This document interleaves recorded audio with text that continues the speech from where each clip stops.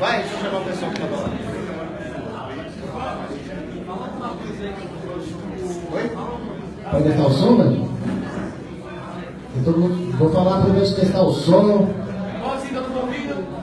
Tá todo mundo ouvindo? Tá nítido? Tá melhorando?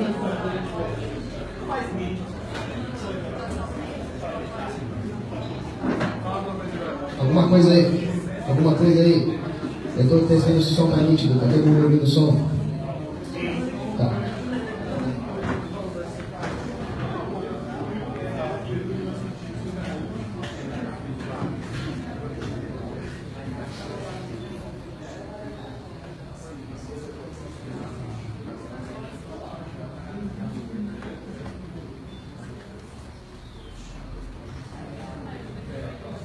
Pode começar?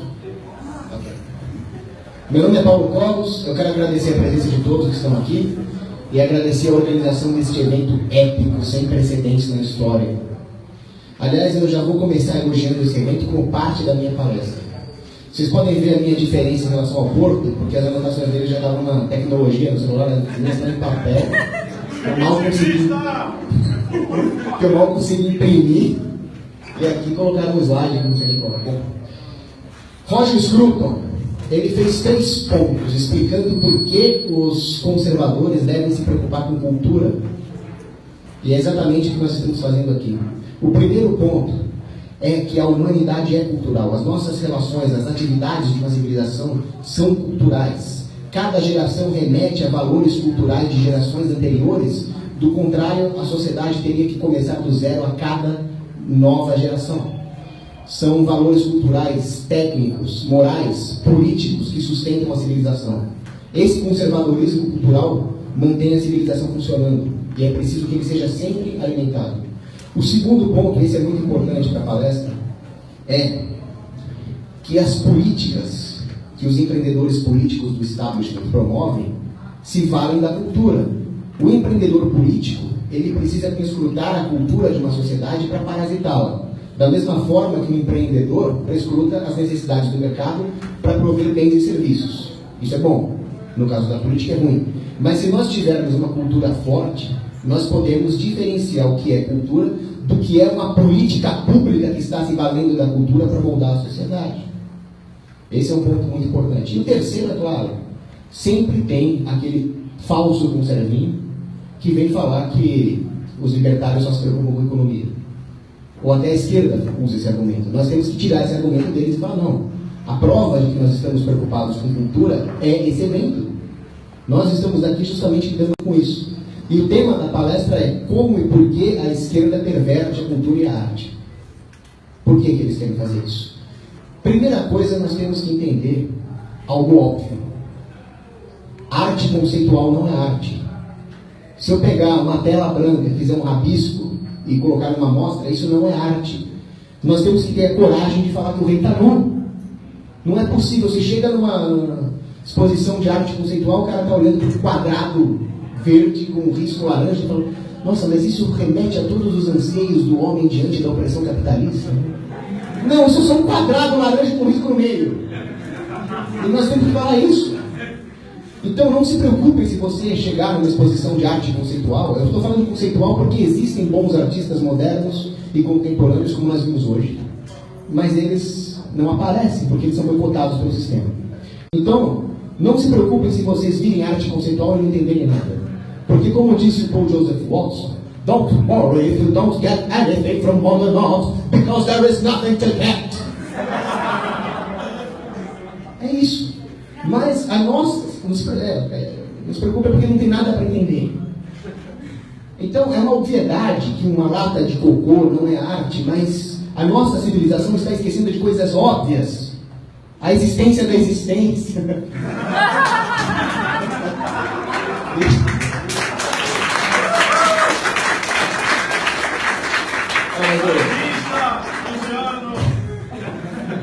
Mas o fato é que, como nos lembra Chester, uma civilização com alta cultura, ela vai decair quando ela esquecer de coisas óbvias, como, por exemplo, cocô não é arte. Como é que se deu essa decadência da arte? Nós esquecemos que arte não é opinião. Eu não posso falar que essa garrafa aqui é arte. A minha opinião está errada. Essa garrafa é minha, inclusive. Ah, então é arte. O historiador da arte, Jacob Rosenberg, diz: a arte não é opinião. O que define se é arte ou não é objetividade. Nós podemos traçar objetivamente se algo é arte ou não. E se nós não fizermos isso, é questão de opinião, então tudo é arte. E se tudo é arte, nada é arte. Então nós negamos o ser. Existe um ser absoluto. Ao negar o que é arte e o que não é, nós negamos o ser e assim nós negamos o homem. Porque o homem tem uma grande participação no ser. E se nós negamos o homem, nós temos o campo aberto para a política.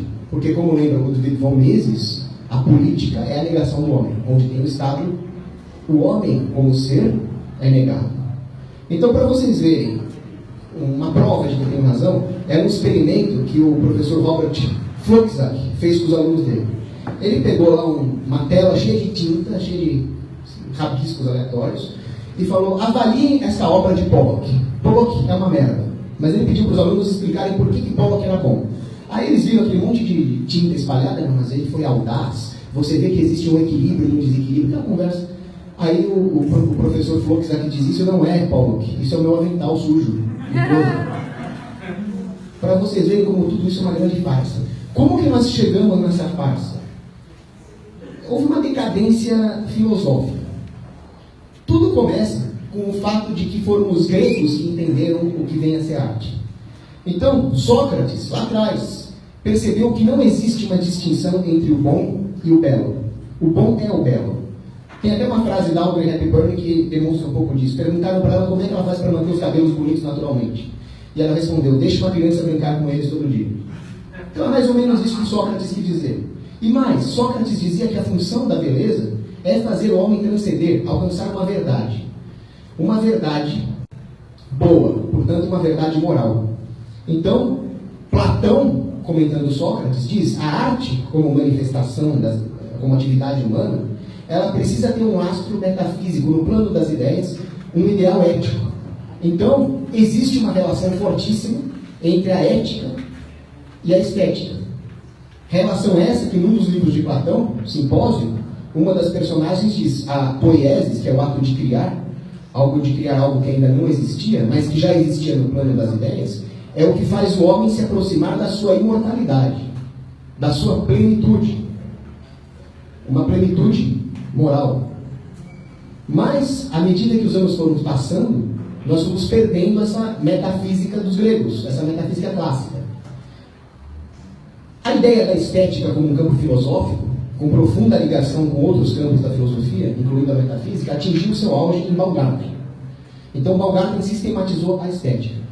O problema é que depois do Baumgarten, as ideias iluministas foram contaminando a sociedade. Começa com o nominalismo, passa pelo iluminismo e nós abandonamos a metafísica. Nós entramos na era do regime poético. O regime poético é a ideia de que a estética não é mais um ramo da filosofia. Ela é sinônimo de atratividade. Alguma coisa que agrada os sentidos. Uma coisa que eu acho bonitinha, em outras palavras. Tudo isso foi reforçado pela falsa filosofia. O Porto vai me bater daqui a pouco. Pelo Kant. O subjetivismo kantiano. A ideia de que não, beleza é o que você acha bonito. Foi aí que nós começamos a perder a noção do que é estética. Não adianta você achar que a Erundina é bonita, porque ela não é aquele bicho. Pelo amor de Deus. Hã?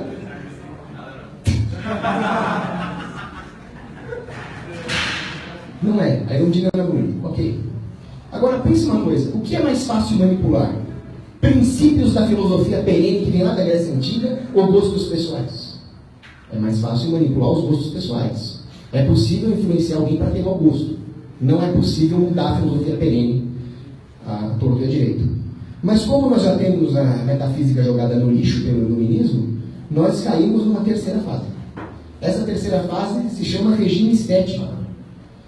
É a ideia de que o governo pode manipular a arte e a estética, os padrões.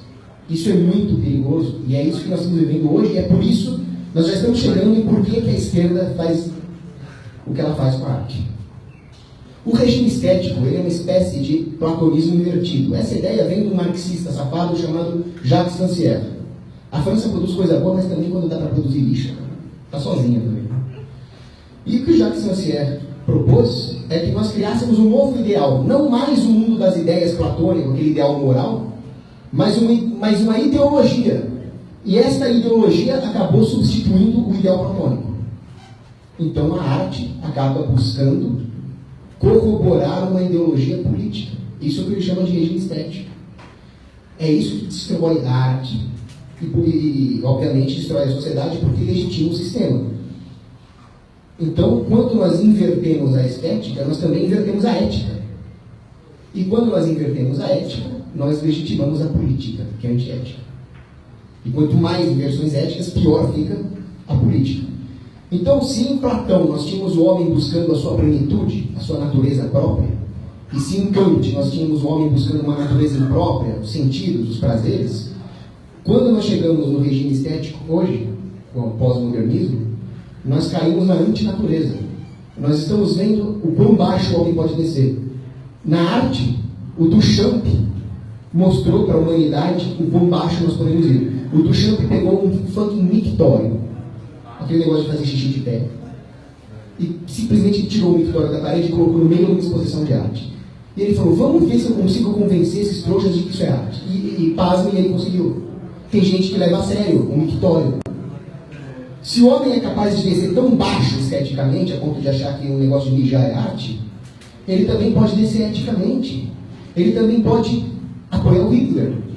Ele pode denunciar os parentes para a polícia política da Alemanha Oriental, a Stasi. Ele pode apoiar o aborto. Ele pode apoiar o aborto até os 9 meses. Ele pode apoiar o aborto depois que o bebê nasce. Ele pode apoiar o Estado Mundial. Então esse é o grande ponto. É preciso inverter os valores filosóficos para legitimar algo tão absurdo quanto o Estado. Ou pior ainda, um Estado totalitário mundial. É preciso fazer com que o homem deixe de ser humano e se transforme numa besta, porque bestas, como nós ouvimos na música do Volta Kimu, são manipuláveis, né, Gabriel? Como é que nós chegamos até aqui? Nós vimos isso filosoficamente, mas como que nós chegamos a isso historicamente? Como nós vemos, com o nominalismo e com o iluminismo, nós abandonamos a metafísica. Nós deixamos, então, que os controladores do establishment dissessem para nós o que é cultura. Hoje, a esquerda fala com um pedófilo lá no Banco Santander, um marmanjo que devia estar preso no Rio Pedrinhas, é arte, é cultura. Aquilo não é cultura. A sociedade está mais aculturada porque um pedófilo ficou pelado no meio do Museu do Santander? Não, não está. A Europa foi enriquecida culturalmente por um bando de muçulmanos que quebram, estupram e explodem? Não, não está. Mas quando a esquerda fala o que é cultura e o que não é, nós perdemos completamente a noção das coisas. No Brasil, os responsáveis por isso, viu, bolsominions, foram os militares. Foi o general Coberino Couto e Silva.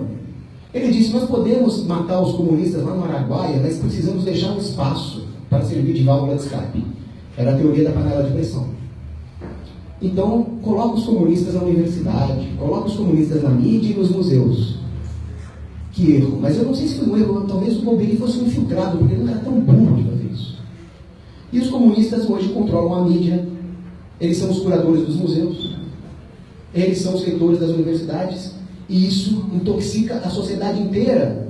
E a frase do Gramsci, não precisa atirar nos tanques, não precisa atirar nos soldados, destrua os pilares morais da sociedade. Isso não foi um erro da ditadura. Isso pode ter sido muito bem um plano maçônico. Agora, por que existe essa aliança entre Estado e esquerda? Nós já vimos que da parte dos artistas de esquerda, eles legitimam a agenda do Estado. Mas o que o Estado oferece em troca? A possibilidade de fazer sucesso sendo um lixo. No mundo libertário, aonde que a Marilena Chauí ia ganhar 25 mil reais por mês? Para falar o lixo que ela fala? Então o Estado permite que esses lixos tenham sucesso financeiro. Isso é o que o Estado oferece em troca. Então a arte conceitual hoje não é uma tentativa de elevar o homem através da virtude do artista, o Porto que tanto estudou para fazer essas excelentes pinturas que tem aqui. A arte conceitual é autoindulgência para gente lixo. É uma tentativa de dar alguma autoestima para um mimimizento vitimista. Isso é expresso na arte lixo fazendo sucesso. E o pior, os valores da sociedade são degradados e esterilizados. Esterilização dos valores, para usar uma frase do Bernanos, porque a sociedade acaba, como gado, concordando com o establishment na hora de reverenciar a merda. Eu estou falando sério, porque tem uma exposição que tem 30 potes de merda. E as pessoas chegam, uma obra de arte inovadora, ousada. Vocês estão reverenciando bosta, literalmente. Agora, uma civilização que reverencia a bosta, ela se degrada. É degradante. Outro problema é o elitismo. É muito difícil, eu estava até discutindo isso hoje aqui no evento, é muito difícil pegar as ideias dos grandes intelectuais, pegar São Tomás de Aquino e passar para o povão. A arte, a cultura tem essa função. Ela tem a função de levar as verdades descobertas pelos intelectuais para o povão, de uma maneira que eles possam entender. Então, é muito importante que exista boa arte na civilização, de forma que os valores, as tradições, consigam penetrar de forma capilar no seio da sociedade. É como se fosse uma hidratação. Mas o objetivo desses caras, desses engenheiros sociais, é privar a sociedade da boa arte. Como eles fazem isso? Primeiro, com a ideia de que apreciar a arte é uma coisa só para um bando de iluminados do establishment. Você, pedreiro, faxineiro, você não vai conseguir apreciar um quadro de arte conceitual. Porque para isso é preciso que você tenha uma formação na academia de alguma porcaria. E depois que as pessoas passam a não gostar de arte. Se arte é essa porcaria, eu não gosto de arte. Com isso elas simplesmente se eximem. E fica aquela ideia de que o povão não entende nada. Quem entende é os intelectuais orgânicos do sistema. E com isso a humanidade fica privada da arte. Com isso nós impedimos que a população tenha acesso aos bons frutos da alta cultura. É o que o Roger Scruton falava. A falsa erudição, o modernismo, ele cria uma muralha de falsa erudição em torno da alta cultura. O povo fica desaculturado, e o povo desaculturado é frágil, é vulnerável à engenharia política. Eu sempre digo que existem dois tipos de erudição. A erudição humilde, que reconhece que o homem do campo, analfabeto, tem uma sabedoria natural e busca aprofundá-la. E existe a sabedoria arrogante, a erudição arrogante, aquela erudição que tenta criar um universo paralelo, uma esquizofrenia, Sartre, esse tipo de coisa. E é essa erudição arrogante que a arte conceitual está promovendo hoje no mundo.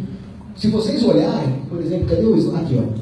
Dá para ver um pouco da arquitetura aqui, e daquela igreja ali, Catedral de Colônia. Onde está isso agora? O fato é que nós somos bárbaros, vivendo das migalhas de uma civilização próspera que nos precedeu.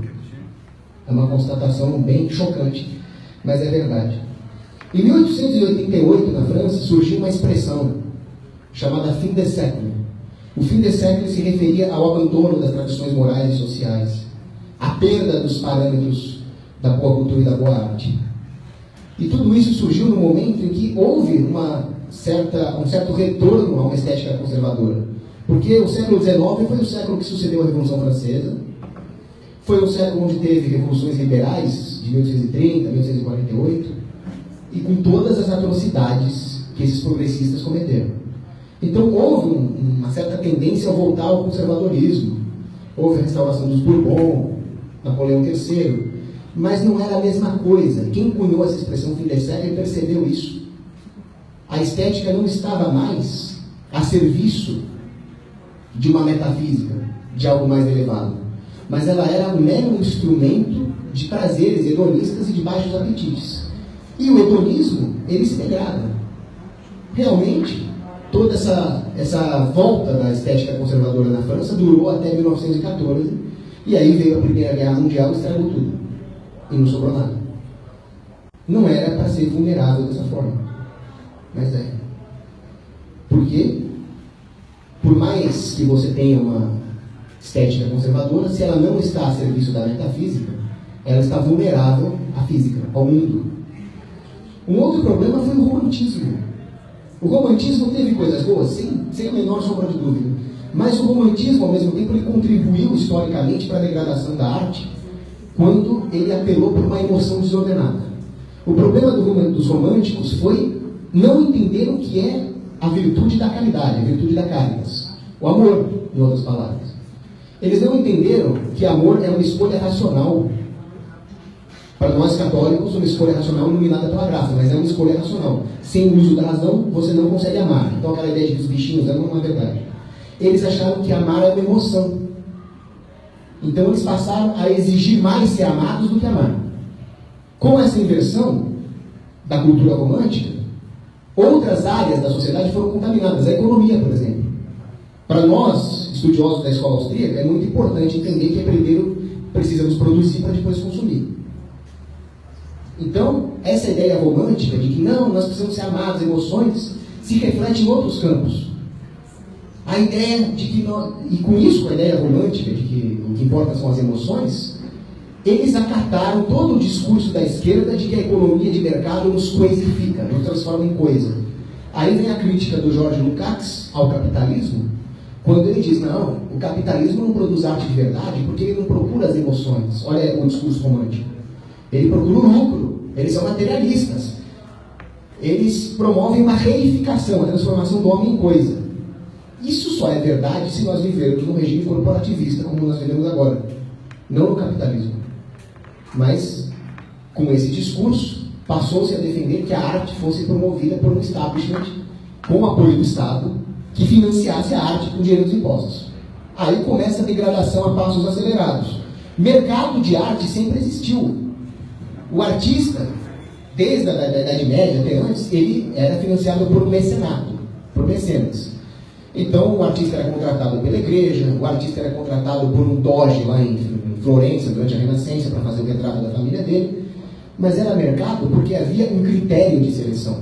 O doge não queria um retrato mal feito da família dele, a igreja não ia querer uma arte porca que não aumentasse a fé dos fiéis. Mas quando isso é financiado pelo Estado, pelos impostos, perde-se o critério. Qual é o critério que você vai usar para dizer que aquela arte é boa ou não?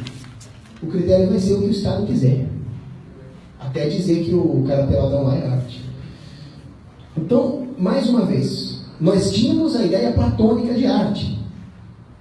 A ideia da arte como uma manifestação humana na busca de um ideal. O problema é que esse establishment descartou Platão e pegou a pior ideia do Aristóteles. O Aristóteles tem coisas boas, mas ele tinha uma ideia absurda, um intuicionismo, que dizia que a escravidão é justificável para fazer boas obras de arte. As pirâmides do Egito.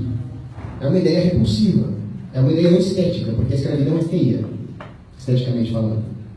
Uma outra ideia era a perfeição teleológica de Nietzsche. O que é isso?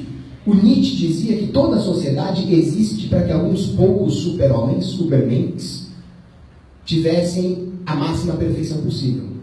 Então, o resto, em outras palavras, o resto da sociedade que se dane, o importante é que aquele Uberman que seja perfeito.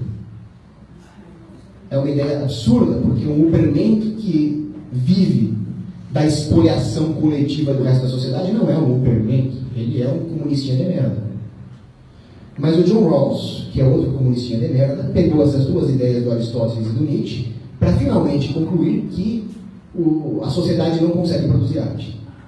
Só o Estado consegue. O Estado precisa financiar as artes. Com isso, nós temos várias consequências nefastas. A primeira é a seguinte: as pessoas só vão se dar ao luxo de ir ao museu se elas tiverem o que comer. Ninguém vai estar passando fome, com um monte de dívida para pagar, com o nome no Serasa que o Ciro vai tirar. Falei, bom, o que eu faço agora? Acho que eu vou apreciar um pouco de Botticelli. Não. As pessoas têm que ter recursos. Apreciar a arte é uma virtude. As pessoas precisam cultivar essas virtudes. O amor à arte é uma virtude que faz parte do próprio processo artístico. No momento que o Estado tira isso, vai ter menos arte. Principalmente se nós falamos de arte boa. Porque o Estado está tirando recursos da subsistência para investir naquilo que ele chama de arte.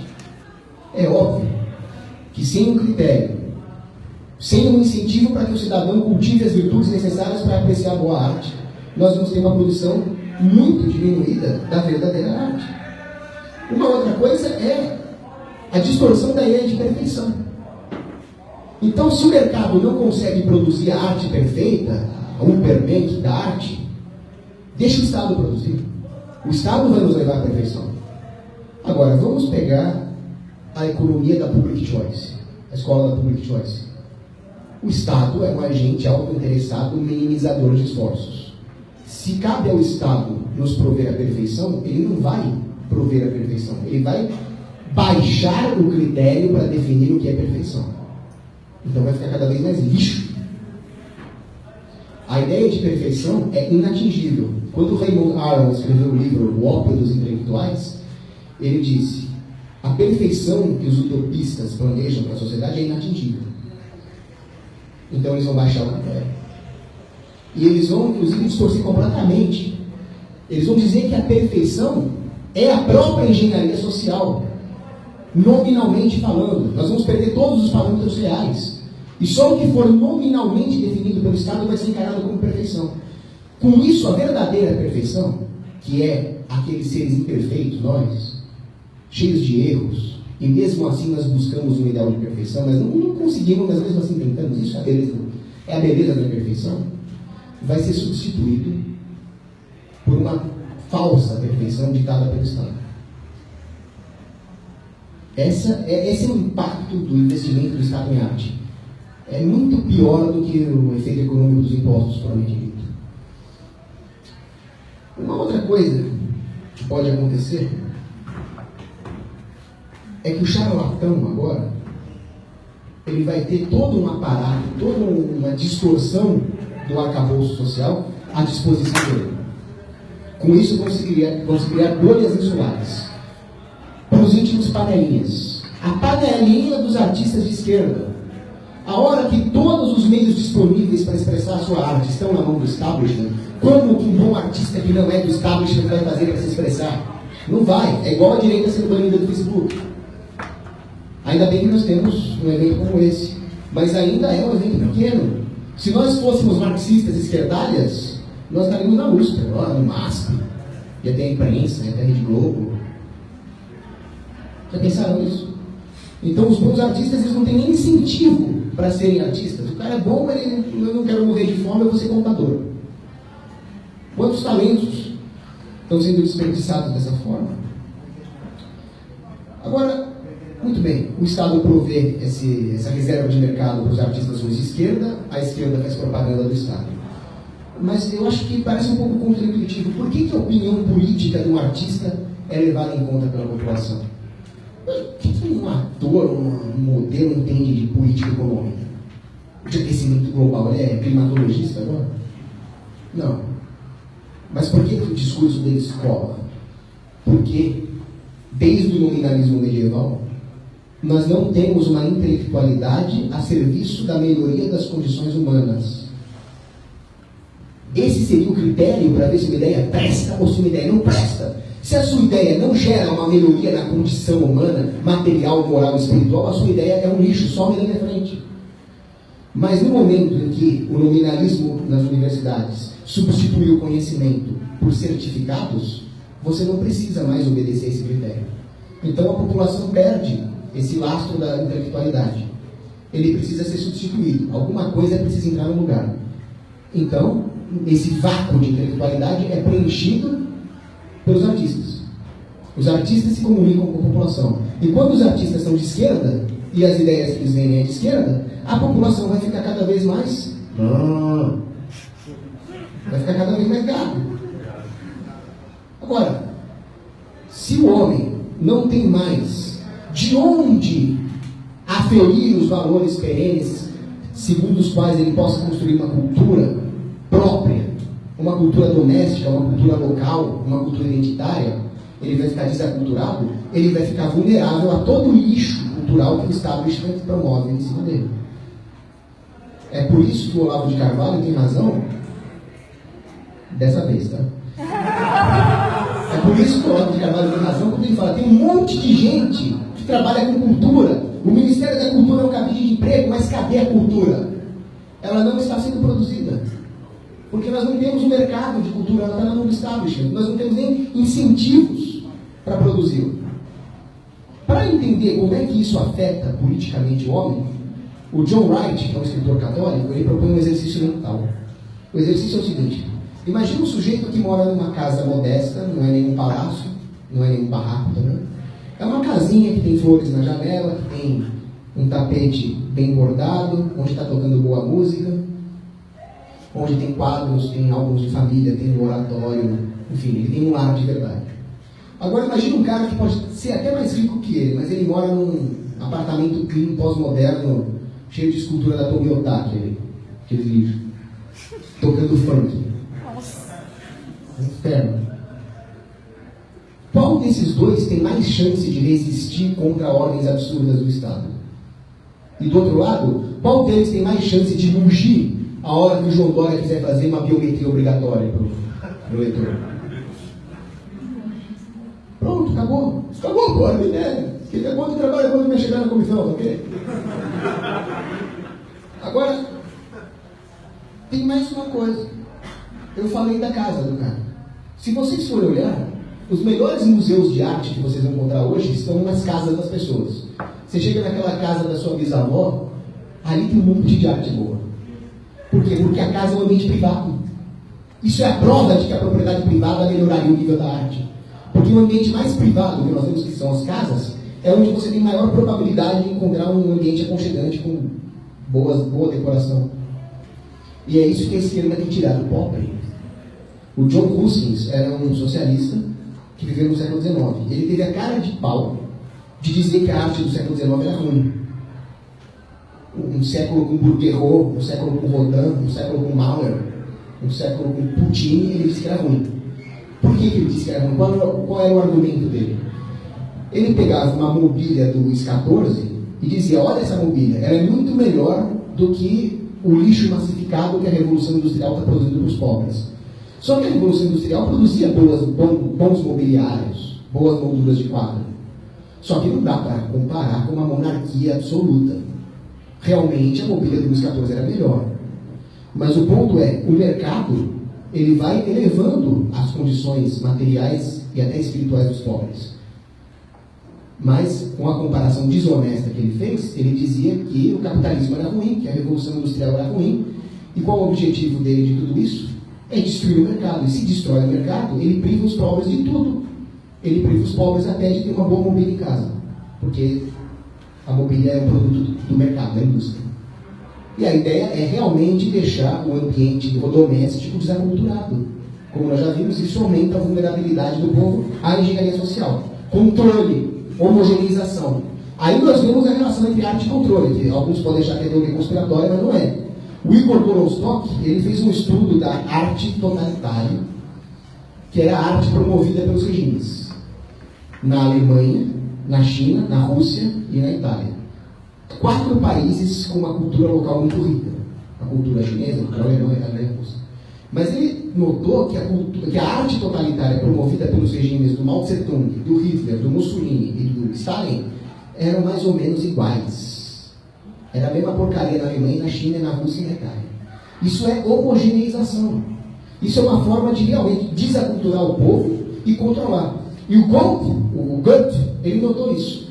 Na época em que se discutia a unificação alemã, ele diz, não, pera um pouquinho. Olhem para a Alemanha. Ela é descentralizada. Quem leu o Democracia, o Deus que Falhou, do Hopper, sabe que o Sacro Império Romano-Germânico mandava muito pouco. E que os vários ducados, condados, principados tinham autonomia. E obviamente, havia uma miríade, uma constelação cultural de artistas. Cada príncipe tentava atrair os melhores artistas para si. E o Goethe disse, se vocês unificarem a Alemanha, nós vamos perder tudo isso. E um povo que vai perder tudo isso vai ficar ainda mais vulnerável a esse processo, né, de formação de grandes blocos. Unificar a Alemanha, deu o que deu. Aí disse, não, mas espera aí. Se nós unificarmos a Alemanha, nós não vamos ter uma cultura alemã mais forte? A União Europeia não vai deixar uma cultura europeia mais forte? Não. O T.S. Eliot disse, uma civilização tem uma cultura rica não porque ela tem um monolito cultural, mas porque ela é uma constelação de várias culturas locais. Então, as unificações políticas não melhoram, elas pioram a cultura. Basta olhar para os prédios da União Europeia. Os prédios da União Europeia, onde tem o Parlamento Europeu, o Banco Central Europeu, são monstros. Enquanto que as casinhas de um vilarejo de 800 habitantes ali são lindas. Acabou. Acabou a minha ideia. Então, com isso nós temos, com essa destruição da arte, a destruição de uma linguagem universal. Uma linguagem universal na música clássica, na arte, que promovia a harmonia entre as várias partes dessa constelação cultural. Ela é substituída por uma linguagem política. O Stalin percebeu isso. O papel dessa falsa arte como linguagem política. E ele decretou, na porrada mesmo, que o realismo soviético, que não tem nada de real, seria a única forma de arte possível. Ele fez isso na porrada. É interessante a União Soviética, né? Porque o nominalismo na sua máxima potência, um decreto estatal de qual é a única forma de arte aceitável, se chamava realismo. É muito louco isso. Então, aquelas piadas da inversão soviética é verdade, né? Na União Soviética, a arte contempla você. Contemplava o cidadão para controlar. Só que esse negócio de fuzilar os outros, de mandar os outros para o Gulag, é um negócio meio chucro, né? É um negócio meio bronco. Hoje o sistema é muito mais sofisticado. Ninguém manda ninguém para o Gulag, simplesmente se ostraciza. Ah, você é um machista retrógrado, pronto. Está ostracizado. Isso é um processo de hegemonia cultural, uma estratégia gramsciana. E o Gramsci percebeu que, para exercer uma hegemonia cultural, muito mais importante do que o domínio pela força ou pela moeda, é a capacidade de direção intelectual. É por isso que hoje as pessoas não têm opinião, elas não sabem por que elas defendem o que elas defendem, elas repetem o que a mídia manda. Eu estava uma vez na faculdade e a menina falou, não existem culturas superiores. Então, vai do jeito que você estava de mini saia, vai do jeito que você está no Paquistão para você ver. É claro que existem culturas superiores. Aí eu pedi para te explicar por que você acha que todas as culturas são iguais. Me explica. Não explicou. Ela simplesmente engoliu o que a mídia falou. Isso é o Gramsci fazendo sucesso. Como que nós chegamos nisso? Nós chegamos nisso porque os teóricos marxistas perceberam que não daria para chegar a esse nível de socialismo, de controle social, pela economia.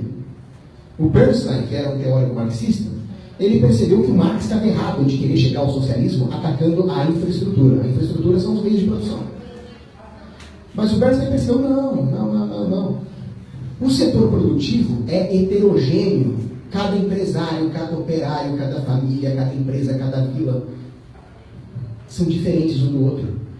Eles são heterogêneos e eles buscam cooperar nessa heterogeneidade. Nós não vamos conseguir destruir o capitalismo por aí. Mesmo se o Estado promover uma crise econômica pela sua intervenção na moeda, no Banco Central, o capitalismo vai se recuperar. Nós nunca vamos destruir a identidade cultural deles assim. Ou seja, né, em ciência econômica, os marxistas estão anos-luz à frente dos keynesianos. Eles entenderam que o capitalismo não se destrói assim. Então ele falou, não ataquem a infraestrutura, ataquem a superestrutura, ataquem os valores, ataquem a cultura, ataquem a religião, ataquem a arte. E aí que entra. É assim que hoje o sistema está mais preocupado em perverter os valores familiares, a igreja, a cultura, a arte, do que simplesmente coletivizar os meios de produção. Todo socialista atual fala, não, eu não sou comunista, eu não sou comunista, eu não sou comunista. Seria melhor se fosse. Por isso que eu tenho medo desses amoedos aí. Quem falou isso? Gulag! Já que você gosta dele.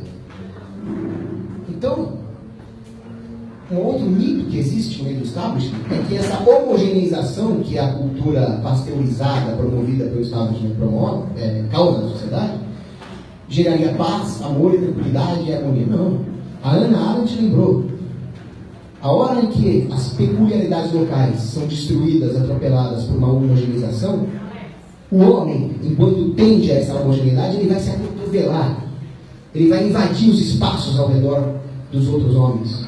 Isso só vai gerar mais cisânia na sociedade. Uma grande tragédia dos comuns. Com isso, o sistema vai criar identidades de classe. Falsas identidades. Que substituem a identidade real. É por isso que hoje existe tanta arte negra. Trans. Arte trans. Arte é arte, não tem arte trans, arte negra, arte branca, arte... Mas justamente é uma estratégia do sistema para criar identidades de classe falsas. E todas essas identidades falsas vão conflitar umas com as outras em conflitos artificiais. De forma que, inadvertidamente, elas cooperem para a grande hegemonia da social-democracia. Esse sistema que nos divide em classes e nos joga uns contra os outros. Isso não é teoria da conspiração. Isso é uma estratégia descrita pelo marxista Ernesto Laclau. Crie falsas classes, jogue uma contra as outras, e todas elas, nessa briga, vão reforçar a social-democracia. É o contrário do mercado. No mercado, nós inadvertidamente cooperamos para o bem geral. A social-democracia é o exato oposto do mercado. E, se na boa arte nós temos uma linguagem universal, segundo a qual o homem pode cooperar, na falsa arte, nós temos a linguagem política, a linguagem da social-democracia. É horrível. Uma prova disso é o Shostakovich. O Shostakovich foi um compositor na União Soviética que era o compositor do regime. O Shostakovich era um compositor nota 5. Porque ao mesmo tempo que ele tinha uns divaneios, umas doideiras pós-modernas, ele também tinha pesada influência de Prokofiev, de Stravinsky. Então a música dele tinha partes muito boas e partes muito ruins. A parte muito ruim era o realismo soviético, a parte boa era o Stravinsky. Mas foi por causa da parte boa que ele foi acusado de ser contra o regime, de ser antidemocrático. O Stalin acusou ele de ser antidemocrático, porque sim, o discurso político dos comunistas é a democracia. A democracia é o caminho para o socialismo. Hoje é a mesma coisa. Se você critica o que está aí, você é chamado de machista, homofóbico, retrógrado, reacinha. É a mesma porcaria que a União Soviética, só que pior. Porque é mais difícil convencer as pessoas que elas são escravas.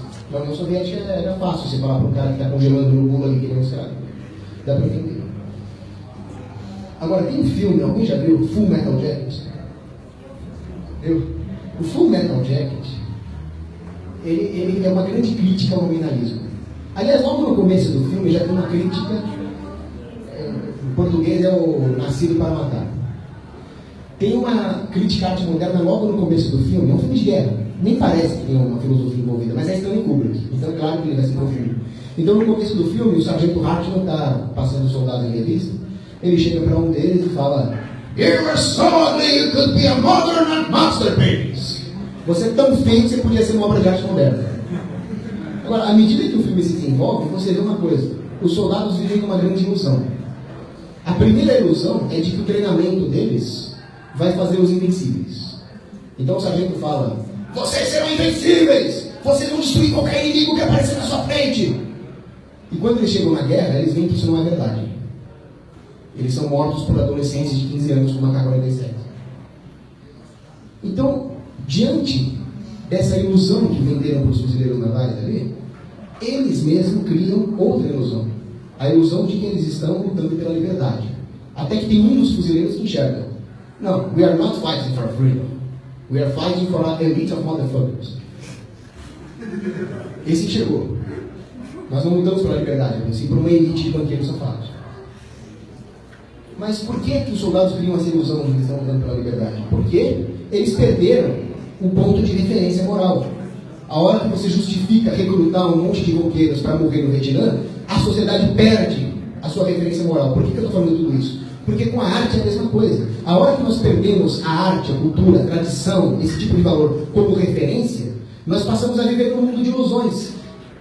Sem essa referência, nós vamos criar ilusões para nós mesmos. Que ilusões são essas? Vota que muda, o Estado me representa, a via política pode dar certo um dia. O Estado está preocupado, o governo é bem intencionado, aquele não está acertando. Sabe? Você só mexer um pouco na taxa de juros que vai dar certo. Então a falsa arte, ao nos tirar os pontos de referência estéticos, nos afastam de um plano ideal e nos aproximam de um plano de engenharia social dos estatistas. É horrível! E a democracia é isso piorado 1000 vezes. O comunismo era menos pior. Quem fala isso é o Hoppe. O Hoppe, numa entrevista, disse: num regime democrático, nós vamos ter uma subversão dos valores e uma perda de critérios. Mas o Hoppe não explicou exatamente como isso acontece. Eu meditei um pouco sobre isso, vou explicar 4 teorias que eu tenho. A primeira é a seguinte: por que o homem vai cultuar valores morais, estéticos, de longo prazo, porque isso vai dar fruto no longo prazo, se a propriedade privada dele está ameaçada no curto prazo? A democracia é isso.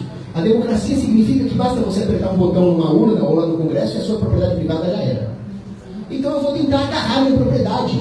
Eu não vou me preocupar em melhorar como ser humano, eu vou comprar uma TV de plasma na prestação agora, antes que o Estado pegue.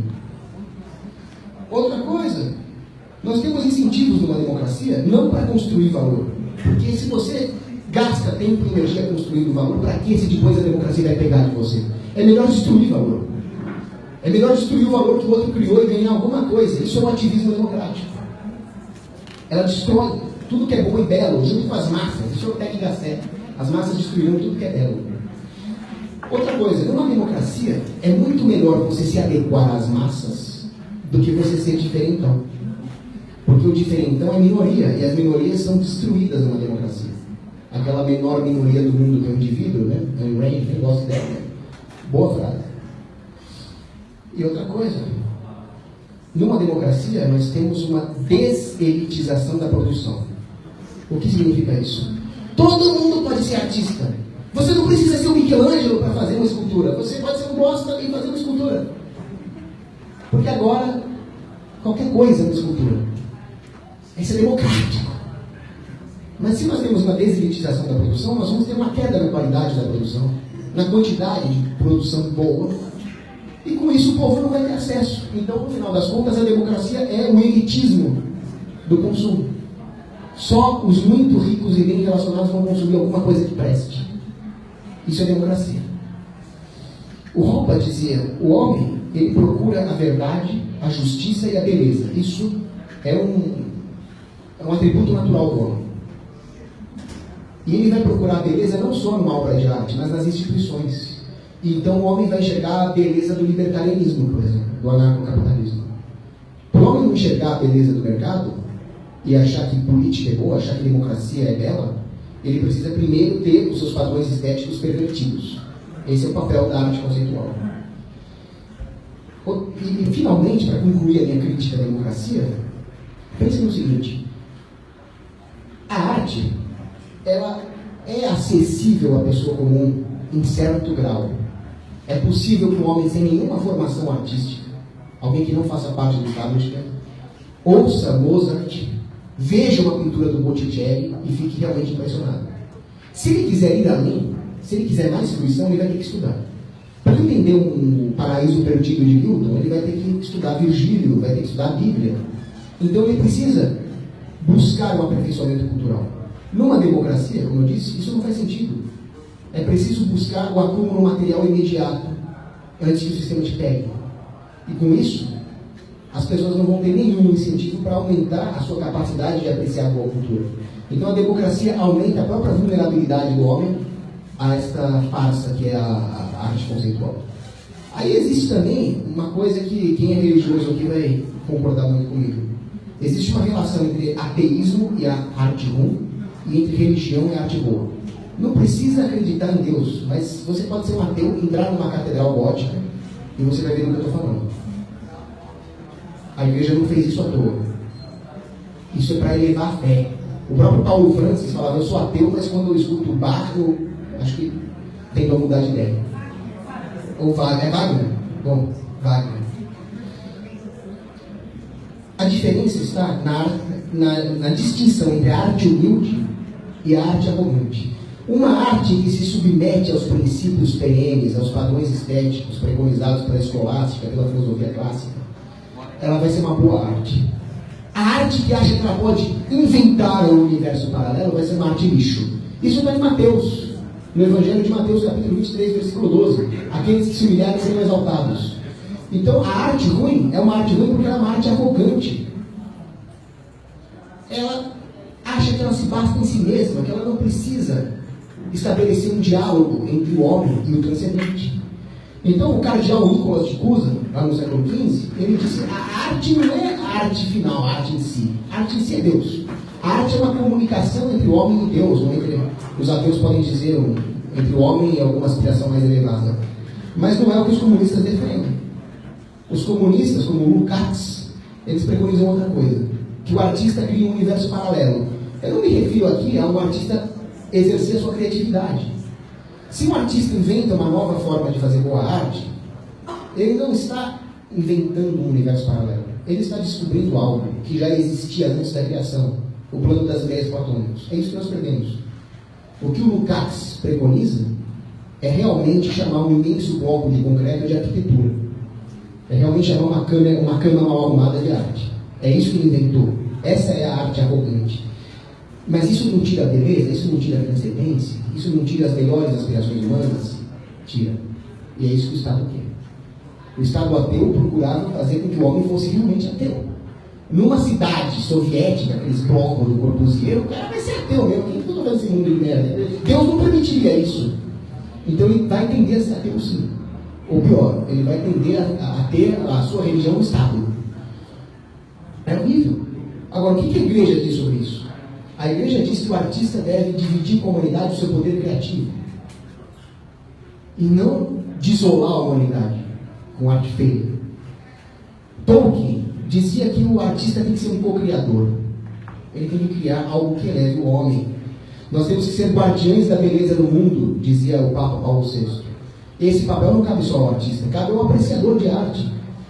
Resguardar a boa arte não é só o artista, é o espectador. Nós temos a obrigação de falar isso aqui é uma boa arte, isso aqui é uma porcaria. É isso que Paulo VI disse. E o Pio XII disse, rechacem a arte que nega a arte. Outra coisa importante que a religião ensina, em Salmos, o Salmo 150, diz, louvai a Deus com o som da trombeta, louvai-o com a lira e a cítara, louvai-o com os tímpanos e as danças, louvai-o com a harpa e a flauta. Isso aqui não é um discurso religioso. O que ele está nos ensinando é que a arte tem a função de servir o homem, de causar deleite no homem, e que ela requer sacrifícios. O artista bom é um artista que estuda a sua arte. É um artista que realmente vai fazer um bom trabalho do ponto de vista técnico. Então, depois da tribulação, que é o estudo, o trabalho cansativo, o Michelangelo demorou 3 anos para fazer Davi, vem o deleite, vem a recompensa. A ideia da esquerda é dissociar trabalho, tribulação de recompensa. Então, pega uma rocha, um caminhão, e joga a rocha ali, pronto, é arte. Pronto, acabou. Isso é muito tóxico para a sociedade. Então, sem essa ideia metafísica de um plano ideal para onde o homem possa ir, não vai ter uma meta ética. E se não vai ter uma meta ética, nós temos todo o caminho aberto para o totalitarismo. O homem só se submete ao regime totalitário se ele deixar de ser homem. Me refiro à mulher também, ao ser humano. Então o escritor católico John C. White disse, o homem procura uma verdade para saciar a mente, uma virtude para saciar a consciência e uma beleza para saciar a alma. No momento em que esses parâmetros se perdem, ele vai se bestializar e se tornar controlável. No final das contas, a arte é um prenúncio do belo supremo, aquele que na sua segunda vinda virá destruir as potestades.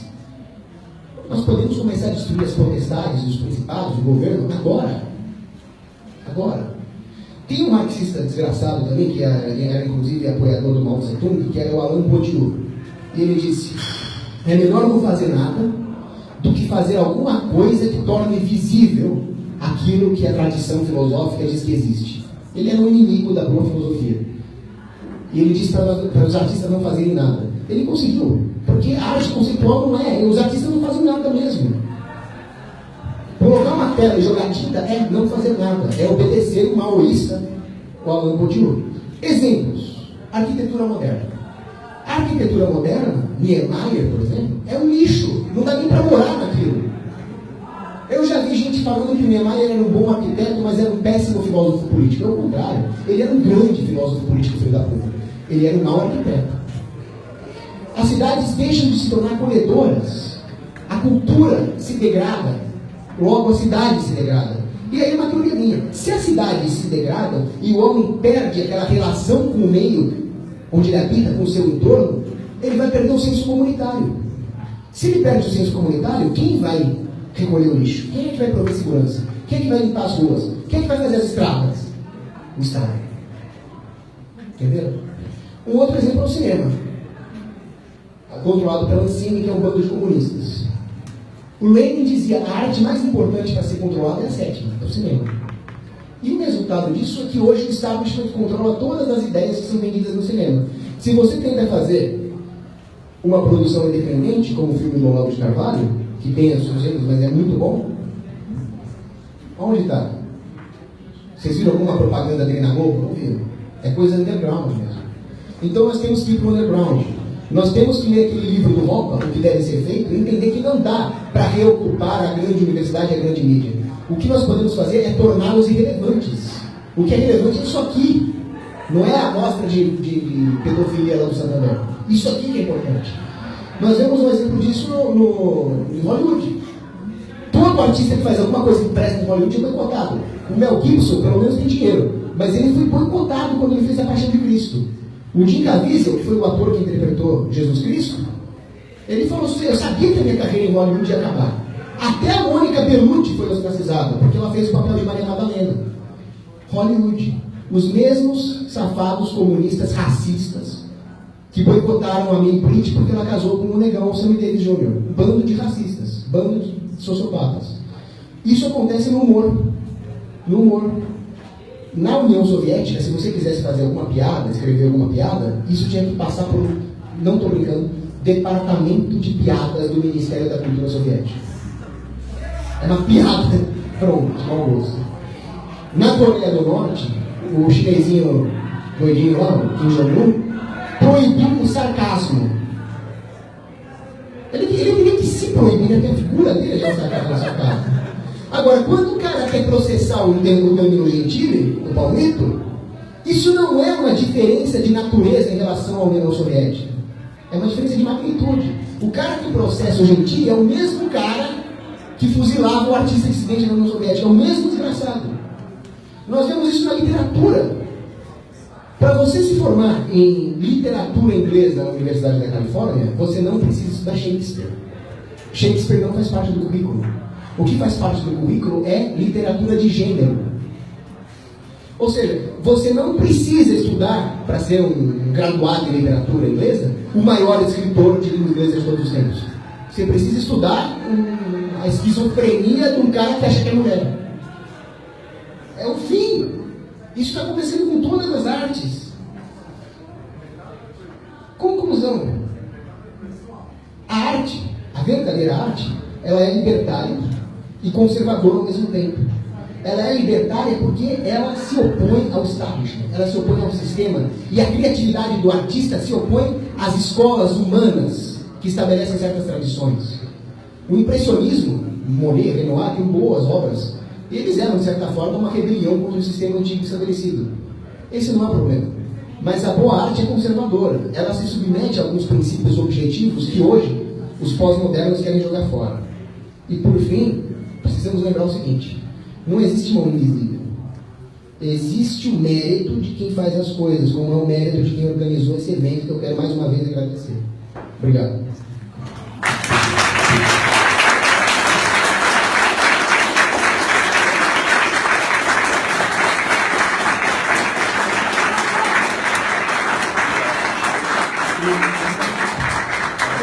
Perguntas? Tá, então a gente tem um tempo para perguntas. Sim. Vai ter mesa redonda aí. Eu vou fazer uma pergunta porque eu fiquei um pouco desconcertada quando você disse que o romantismo colocou o sentimento à frente de qualquer outra coisa. Mas você incluiria nisso Werther, Goethe, ou o Guarani, ou a música de Chopin? Como eu disse, o romantismo tem manifestações excelentes, como essa que você citou. Mas existia uma filosofia do romantismo, e a filosofia do romantismo continha erros.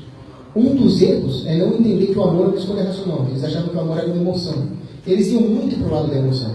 E as emoções são importantes. Mas as emoções, existem dois tipos, as desordenadas e as ordenadas. O papel da razão não é se colocar acima da emoção, como se ele fosse mais importante. O racionalismo. O racionalismo é um grande erro. Mas o papel da razão é filtrar o que é uma emoção desordenada e o que é ordenado. O romantismo, ele desfez um pouco essa distinção. Então, para o romantismo, o amor é a sensação de se sentir amado, é o oba-oba. Com isso, eles queriam que a sociedade inteira se submetesse a esses caprichos. O resultado disso no campo político e econômico foi a ideia de que essas artes deviam ser subsidiadas.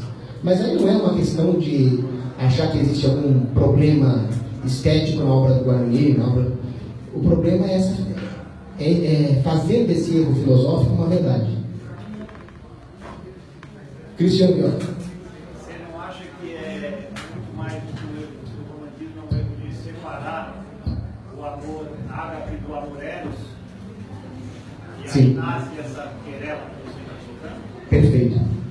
Exatamente isso. Os gregos faziam as distinções de amor. Então eles tinham várias palavras para o que hoje a nossa sociedade fala é amor. Amor é qualquer coisa. Eu amo chocolate, eu amo abacate. Abacate é mais amor ágape, né? É amor mesmo, né? Mas os gregos tinham várias palavras para definir porque os gregos sabiam da importância dessa distinção. A língua é importante. Então os gregos tinham a filia, tinha o eros, que era o amor erótico, e tinha o ágape. O ágape não tem nada a ver com o amor erótico, nem com gostar, que é a filia. O ágape é o dom de si, que é uma escolha racional. Então, perfeito comentário. Os românticos, eles tornaram nebulosa essa distinção. Érico, aliás, sua camiseta aí é isso aí. É nóis, vai ser a porra toda, cara. Continuando. No momento que você falou sobre os militares tentando controlar a cultura brasileira. Sim. E acho que você chegou à conclusão de que eles falaram que tinha que ter uma válvula de escape. Só que tem um porém. Você falou que uma válvula de escape isso na mídia e isso da cultura. Na verdade, eu acho que é diferente, porque pessoas de certa ideologia política têm uma tendência a escolher certas profissões, inclusive jornalismo. Por isso que eu trabalho com TI, eu encontro muito reaça, né? Eu sou muito cara de neocon, porque a profissão de TI atrai as pessoas. Então, voltando, como você falou, que na verdade os militares, eles falam que tinha que escapar. Na verdade, você não acha que não tinha um controle sobre isso porque as pessoas da área de jornalismo, da mídia em geral e de cultura, inclusive, por sua grande maioria são de esquerda e pouco, entendeu? Não tem como controlar isso. Quando eu falo mídia ou cultura, por exemplo, as pessoas são de esquerda. Então, eu vou discordar um pouco do que você falou pelo seguinte: a tomada da universidade, o aparelhamento da universidade, da grande imprensa, é uma estratégia da escola de Frankfurt, que vem antes dos próprios militares. Então isso ia ser feito. Agora, qual era o papel dos militares? Ou eles liberavam, eles regulavam o mercado, fazendo que o próprio mecanismo de mercado extirpasse essa raça de desgraçados lá de dentro, ou, pode não soar muito libertário, mas eles entravam com tropa de choque e desciam porrada dos comunistas. Não teria nada contra isso também, como Erasmo Dias fez lá na PUC. Mas o comunismo não fez nenhuma das duas coisas. Os militares criaram a ideia do currículo preconizado pelo Estado e, ao mesmo tempo, não desceram a porrada dos comunistas. Então, o que eu discordo do que você falou é que algumas profissões atraem certo perfil ideológico. Eu não diria isso, mas eu diria que, à medida que a sociedade se torna mais materialista, a direita acaba tendendo para profissões de exatas ou aplicadas, práticas. E à medida que a esquerda toma os meios de produção de ciências humanas, eles acabam ficando com isso mesmo. E a direita comete um erro muito grave quando eles falam que humanas é coisa de esquerda, miçangueiro, maconheiro. Eu sou miçangueiro e não sou de esquerda. Eu sou de humanas, não sei nem a mamãe que cuida dos meus backups, que eu não sei mexer. Mas eu não sou de esquerda. Então, eu não acho que naturalmente existiria essa distinção profissional. Quantos bons sociólogos, filósofos de direita, libertários existem? Vários. Mas à medida que a sociedade se torna cada vez mais regulada economicamente, mais materialista, o cara precisa acabar indo para uma profissão que dê dinheiro no curto prazo. E cada vez menos existe uma subsidiariedade natural que incentive o artista, o intelectual, o filósofo, o teólogo. Eu sempre digo que nós precisamos de mais vagabundos de direito. Porque o de direita está trabalhando, está batendo ponto, ele não tem tempo para fazer militância. A esquerda tem todo o tempo do mundo para ficar militando. Porque não existe uma economia suficientemente saudável, complexa e subsidiária para inverter essa situação. Então, eu concordo com você que isso existe, mas eu não acho que é natural.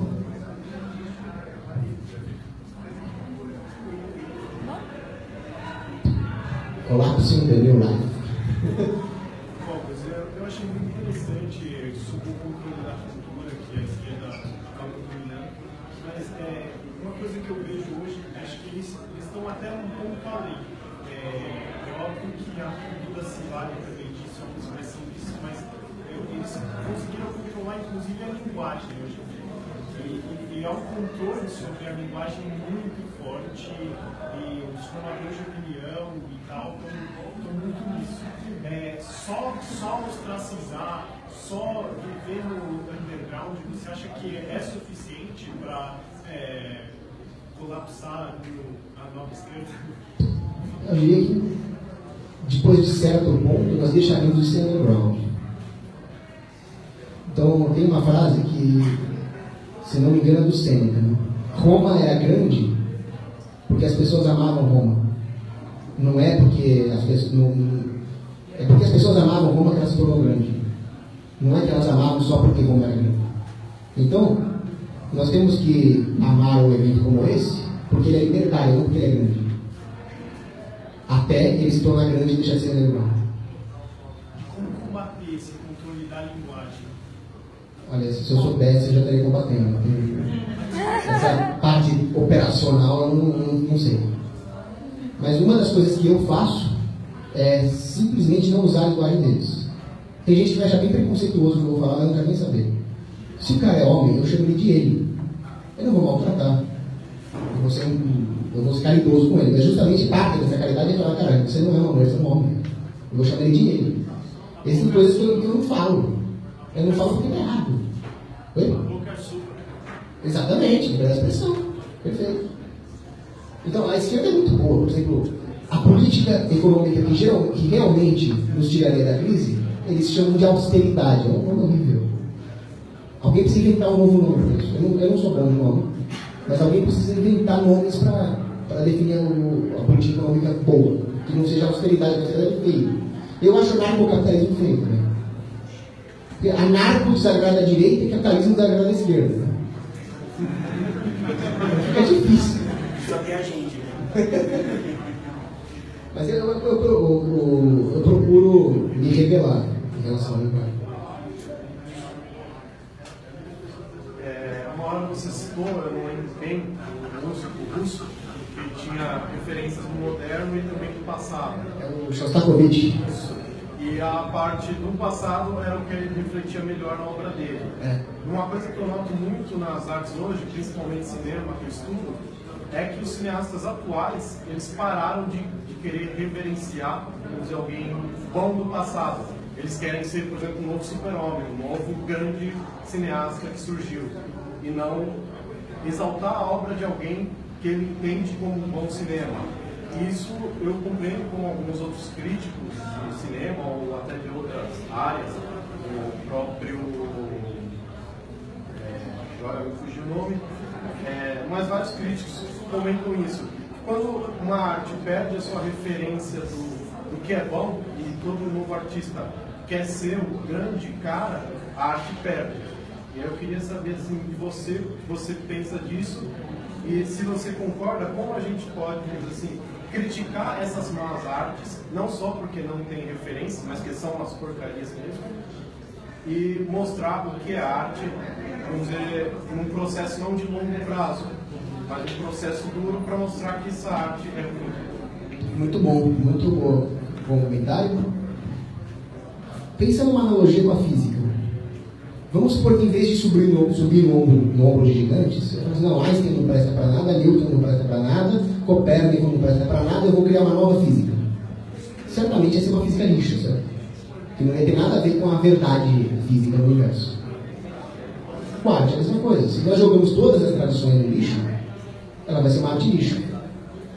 Significa que nós devemos ter uma obediência cega à tradição? Não. Mas até para exercer a criatividade de uma forma revolucionária, é preciso obedecer a alguns princípios. Agora, a sua pergunta, como demonstrar isso? Eu não sei, mas eu acho que o homeschooling é uma boa forma. Porque uma criança é capaz de diferenciar o que é boa arte ou não. Você já viu um bichinho de pelúcia pós-moderno? Não existe. Você pega um monte de pelúcia enrolada e fala, isso aqui é um ursinho. Não, não é um ursinho. A criança sabe disso. Então o homeschooling, o pai ensinar isso para o filho, é um excelente caminho, eu acho. E só, agora eu lembrei de mais uma dessa oportunidade da linguagem. Eu nunca falo imposto sobre alguma coisa. Eu falo imposto contra alguma coisa. O poder de taxar, o poder de destruir.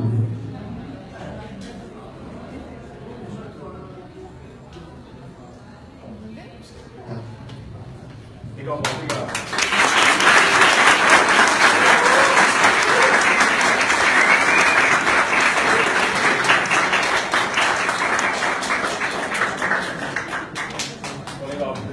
Legal, pessoal. Agradecer mais uma vez, né, ao Paulo pela presença, pela palestra. A gente vai fazer uma mesa